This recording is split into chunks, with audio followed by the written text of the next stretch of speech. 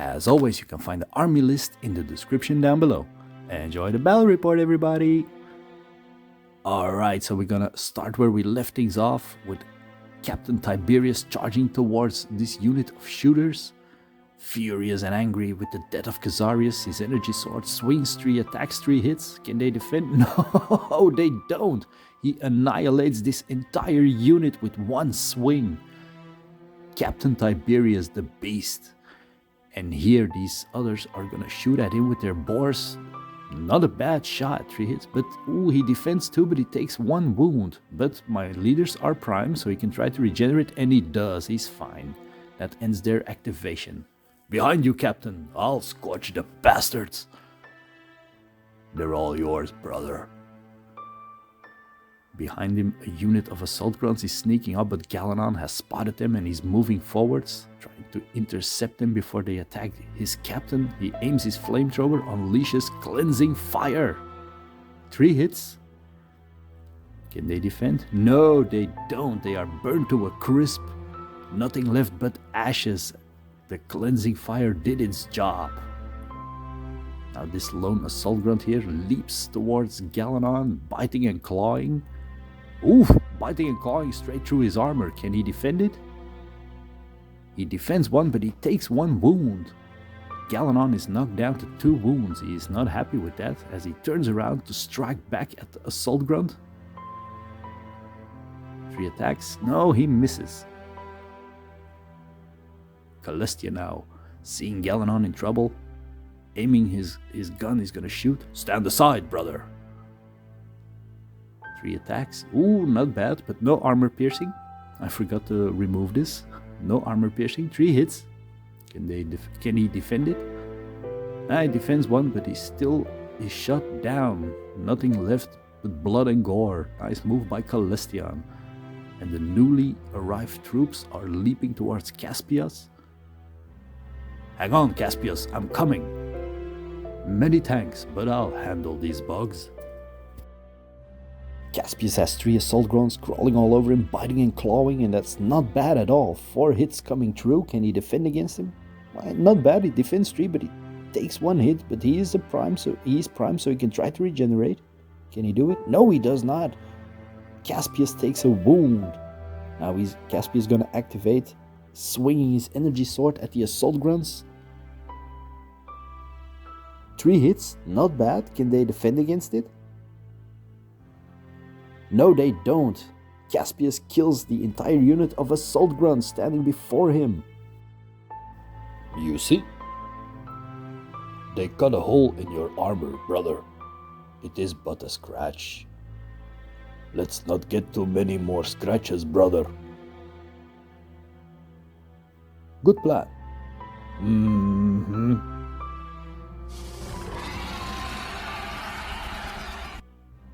That's new.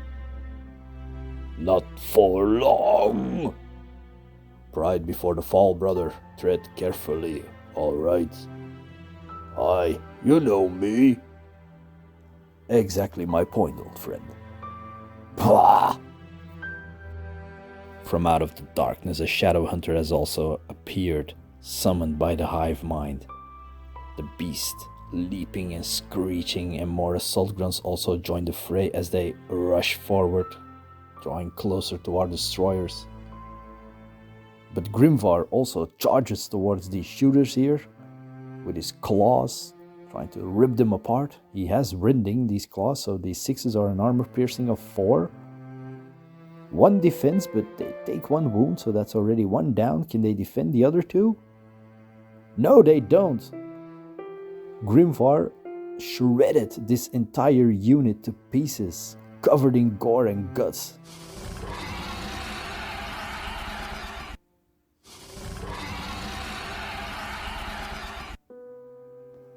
They are communicating. What are they saying? Does it look like I speak their language, brother? It does not matter what they say. All that matters is that we silence them. Wise words, brother. The hive mind moving, turning, communicating, saying something towards a shadow hunter as it disappears again into the darkness. Ephrion now rushing forward as well. And with that we end the turn, and we're going over to the next one, rolling off to see who takes the initiative. And it is again our destroyers who take the initiative, rolling for a spawn. Oh, more assault grunts just spawned here. More are coming. Ephrion activating now, moving forwards, aiming his minigun at these assault grunts. 4 attacks with an armor piercing of 1. 3 hits. Can they defend against it? No, they don't. Shot down. Shredded by the rifles of the minigun. Nice move by Ephrion. Now these freshly spawned assault grunts are rushing towards the hive mind. Cowards! The hive mind is calling them to its side.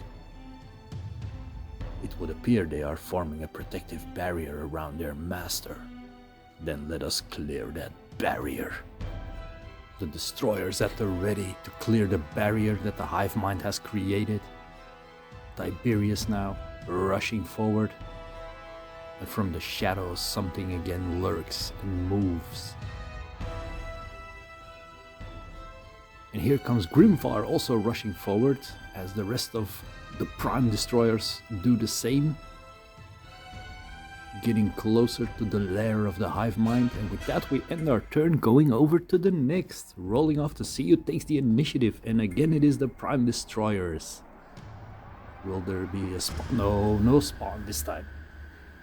Grimvar now, charging towards these assault grunts. Ooh, not bad. 4 hits, 2 with Rending, armor piercing of 4, so that's already 2 down. Can they defend this? 1 does, but no, it destroys all of them. Grimvar shreds this entire unit of assault grunts. He is covered in blood and gore, and with that we end his activation. But here comes the Shadow Hunter leaping out of the darkness, its claws shredding towards Grimvar. Come on! 8 attacks coming Grimvar's way. Oh, 5 hits. Can he defend against this?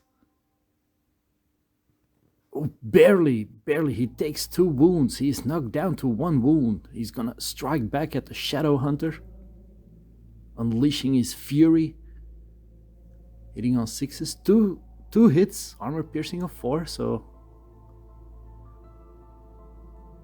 No, it does not defend, so the Shadow Hunter also takes 2 wounds, but what a massive hit Grimvar took. Celestian now moving forward, rushing forward, sorry. Here comes the hive mind, charging towards Grimvar. Look out, brother! Oh, this beast has so many attacks, it does not look good for Grimvar. 4 hits, can he defend? Come on, Grimvar. Defending on trees. No, he takes a wound. Ah, Grimvar has been killed. By the God King, no. Grimvar. Kill that damn thing! Ride with the wolf, my brother. May you find peace at last. Grimvar dies. The 7 knocked down to 6 and now knocked down to 5. The tentacles of the hive mind ripped him apart in front of the eyes of the other destroyers.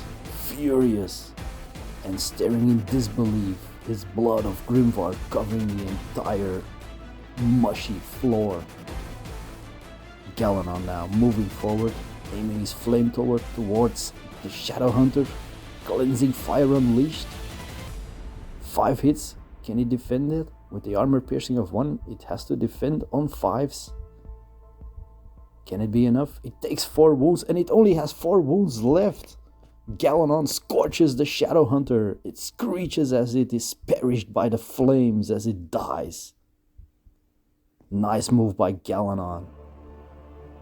Captain Tiberius now moving forward, aiming his gun towards the hive mind. 3 shots. 3 hits. Can the creature defend?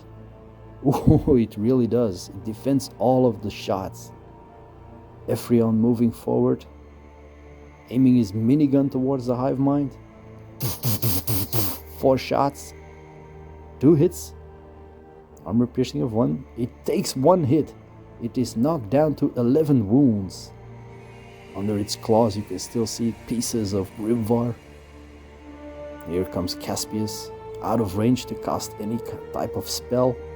And with that we end the turn and going over to the last round. Rolling off to see who takes the initiative. Ooh, and it is the alien hives.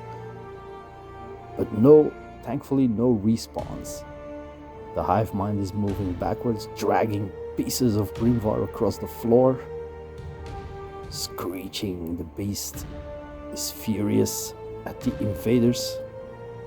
As for the hive mind, they are the invaders. Missiles activated! Okay, here comes the missile, and that's a hit. Deadly 3, so 3 automatic hits.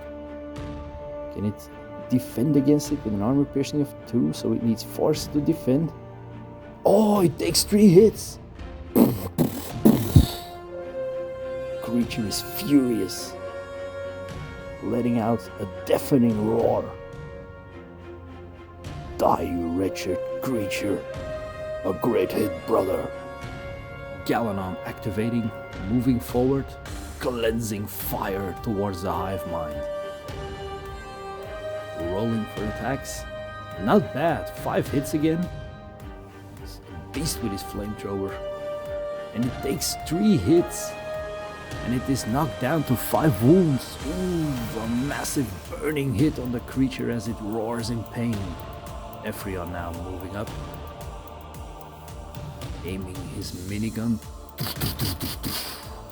shooting towards the hive mind. Not bad, 3 hits. And again it takes 2 wounds. Oh, knocking it down to 3 wounds. The beast is in pain. It is seriously hurt. We got this, brothers.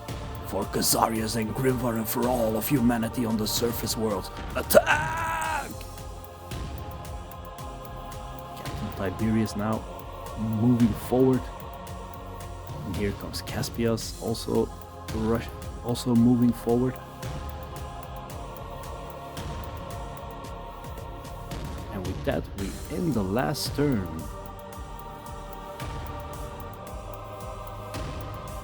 So I am adding 2 rounds. If the enemy is not defeated by the end of the 2nd round, then the alien hive will win the battle and the destroyers will lose this battle. Alright, so rolling off to see who takes the initiative. And we're gonna roll off again to see who takes the initiative. And it is the prime destroyers. Rolling if there are oh yeah! More alien hive creatures appearing out of tunnels. Beast roaring and charging towards Captain Tiberius.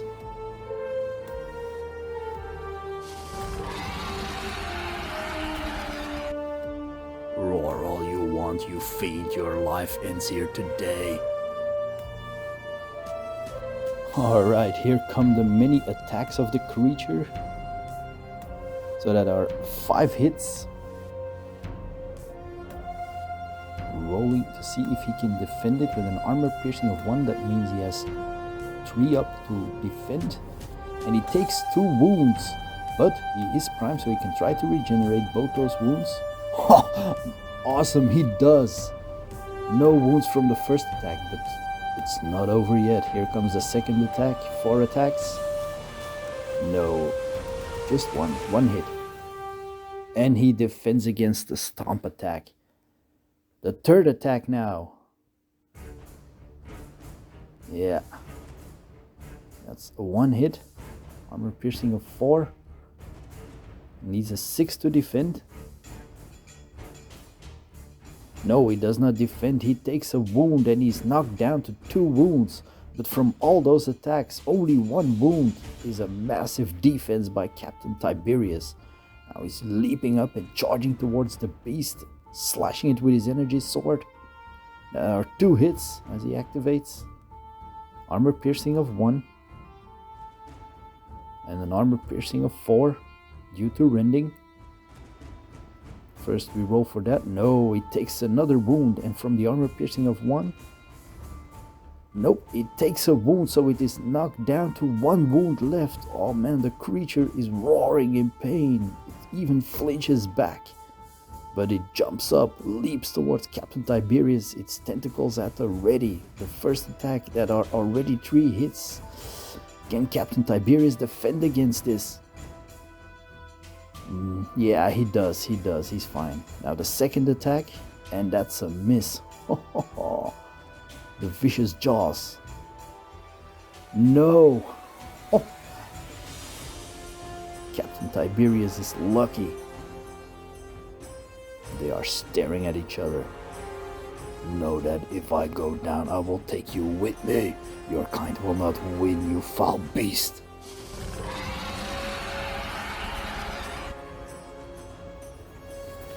And here are more assault grunts now, charging towards Ephrion, their mouths open, trying to bite through his armor, their talons piercing. Only 1 hit, can he defend against it? Yeah, he can, he's alright. Barely. Now he's gonna activate with his energy fist, punching towards the creature. Now 3 hits, can they defend against it?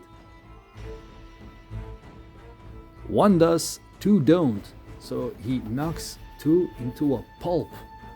Still 1 standing in front of him though. And that ends the activation of both of them. Galanon now, cleansing fire towards the hive mind. Ooh, 3 hits. Can he defend against it? It's down to its last wound. Needs 3 to defend, and it does defend too, but it takes 1 wound. It dies. Burned. The hive mind is destroyed by the cleansing fire. For all the lives you have cost this sector, cleansing fire indeed, brother. The surface worlds now have a fighting chance. Excellent, brother. There is still 1 left gnawing at my armor though. Stand aside, brother. I got it. Celestian aiming at the last assault grunt. Barely hitting it. But he does hit it. And it does not defend, so he shoots the last assault grunt. Splat! It dies.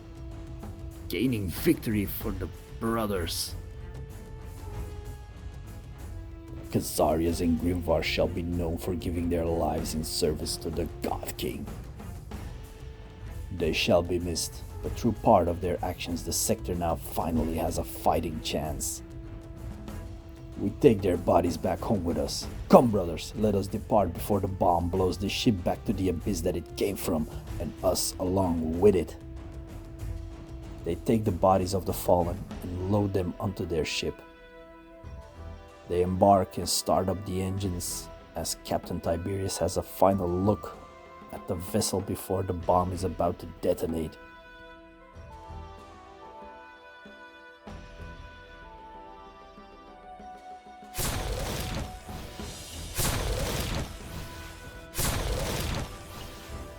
The destroyers, the 7, now only down to 5, managed to annihilate the hive mind, and the effect already was noticeable on the ground. Hundreds and thousands of these invaders, their behavior began to fall out of sync. They did, however, still charge, and the war broke out on all the surface worlds in the entire Sirius sector. Morkion descended upon the northern continent, and the Human Defense Force troops at the temple got ready for the fight of their lives. Millions of lives will be lost before this day is over, but humanity will prevail for now. It will take many years to rebuild what was lost, but we managed to live on. Back at the council, Morkion is now sitting next to General Quintus, or what they all believed was General Quintus. They have extended him the title of Galaxy Commander, and with the aid of his legion under the command of Seruk, they have set up fortresses all over the surface worlds. Their legion performed rescue operations. They even expanded beyond the sector, rapidly growing as Morkion has ordered the manufacturing of more Prime Brothers to expand his own legion, so that in case another event like this were to happen, they would be prepared. The council readily agreed with General Quintus, backing up every move Morkion was making. Seruk himself has been talking to a lot of people on the surface worlds, rallying those they saved, going from planet to planet, rescuing those still in need, and quickly dealing with any remaining alien stragglers left behind. He was a very charismatic Prime Brother who had no effort swaying people to his side, and soon the banners of the Harbingers of the True Word hung on nearly every planet loyal to the God King. This, however, did not sit right with the other legions. Morkion is the one who is now the Galaxy Commander and also Grand Inquisitor. No legion could speak openly against him, as Morkion's army of Prime Brothers was quickly becoming the largest, though a lot of whisperers said Morkion had turned to worship darker powers, and in secret many company masters have been investigating this matter. But there is none to turn to, as in this sector Morkion is the one who has total control. To go against him is to start a huge civil war the likes this sector has never seen before. There is even talk that Morkion's second-in-command Seruk has awakened one of the dormant Prime Fathers, though it is not proven. But that is a tale for another time. Alright everybody, thank you all for watching Season 1 of my Grimdark Future Firefight campaign. I hope you had a lot of fun watching this, as I had a lot of fun making it. And for those who are interested, here's some good news. There will be a Season 2 coming in the future. That's right, where the stories of all the characters you have come to know in this entire campaign, their stories will continue, and I hope to see you all there as well. In her home, Corporal Jespers awakens to a horrible nightmare. Ah! Easy, you're having a bad dream. I was there again. It's okay, honey, it's all over. We made it. So many dead. I remember it all. The Great War. And the Great War will be a special battle report coming soon. So with that said, I would love to thank you all for watching this entire season and for all the support. A lot more to come. Season 1 is wrapped up now. I know it's with a huge cliffhanger, but don't worry. A lot of unanswered questions will be answered in Season 2. And there is still the ongoing Gang Wars campaign, which runs parallel with this, but is set a little bit more before the time of we are at now with this campaign. But enough of me rambling. Thank you all for watching, guys, and I will do a fantasy campaign as well, an Age of Fantasy campaign, so stick around for that. And yeah, Season 2 will kick off this year, I promise, probably by the summer or after the summer. Stick around for that, guys, and thank you all again, and I'll see you on the next one. All right, bye for now. See ya.